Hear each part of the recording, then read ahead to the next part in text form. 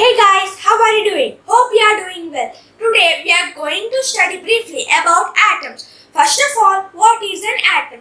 An atom is the smallest particle of a substance which cannot be further simplified and may or may not have an independent existence. And an atom participates in all the chemical reaction. For example, take a small piece of zinc and grind them into simpler parts.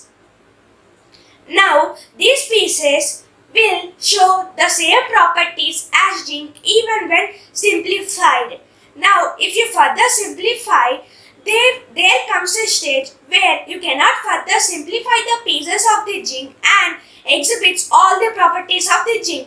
These substances are called as atoms of zinc. Therefore, atom is the smallest particle of a substance. As you have learned about atoms, let us learn about the subatomic particle. The components of the atoms are called as subatomic particles, namely electrons, protons and neutrons. Now, let us learn about electrons. Discovery of electrons. William Crook, a British scientist, noted that gases are ordinarily poor conductors of electricity. However, when a high voltage, about 10,000 volts, charge from an induction coil is applied to tubes filled with gases at a very low pressure, about 0.01 mm of Hg, the gases become good conductors of electricity and begin to flow from cathode to anode in the form of rays. Since these rays originate from the negative plate, that is the cathode,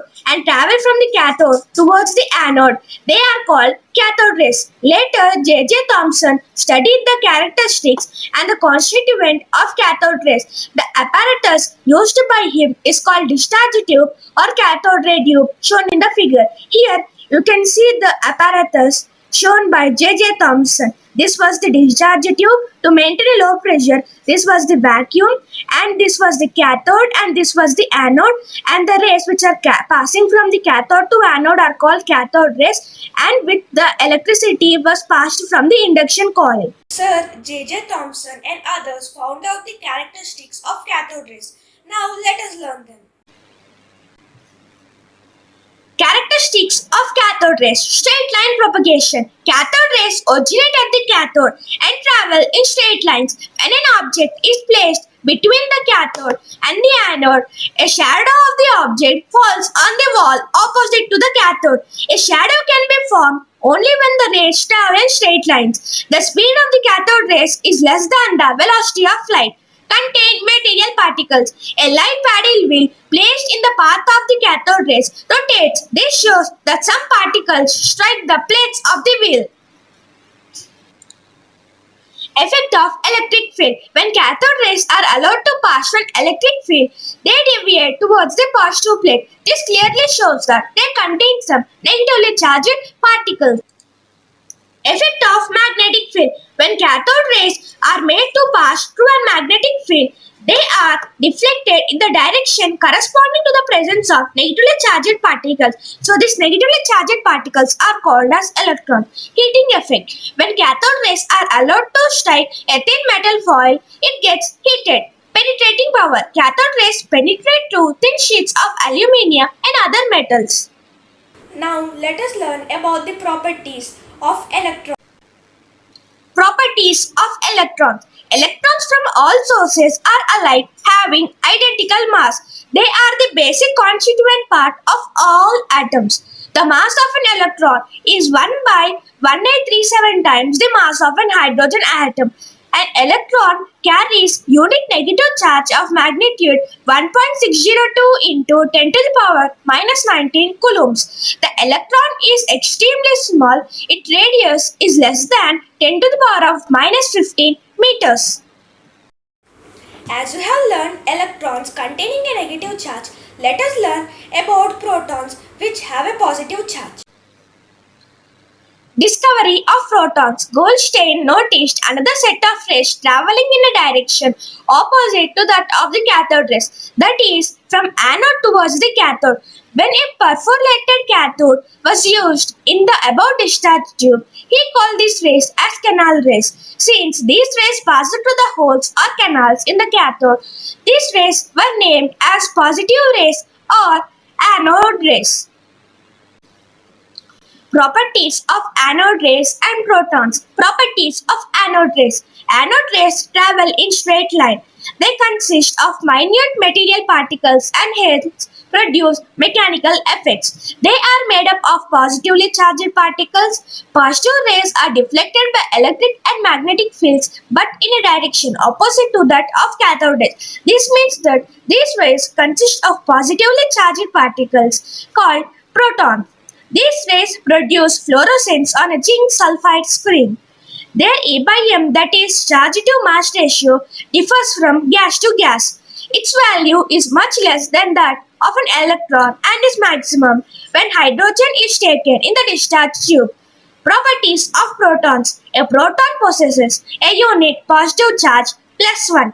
Its mass is same as that of an hydrogen atom. The proton resides in the central part of an atom, that is, in the nucleus.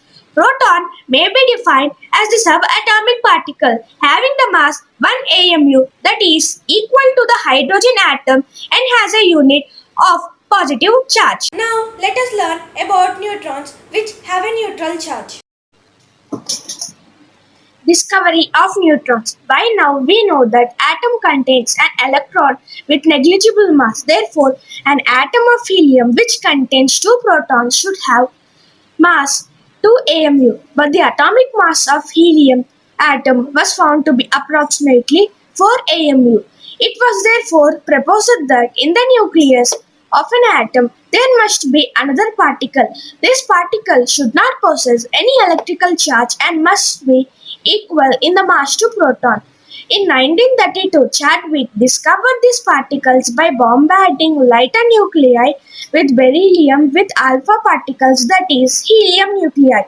Properties of neutrons. This particle was not found to be deflected by any magnetic or electrical field, proving that it is electrically neutral. Its mass is equal to 1.676 times 10 to the power 24 grams. After discovery of electrons and protons, Sir J.J. Thompson discovered a plum pudding model of the atom. Now let us learn it.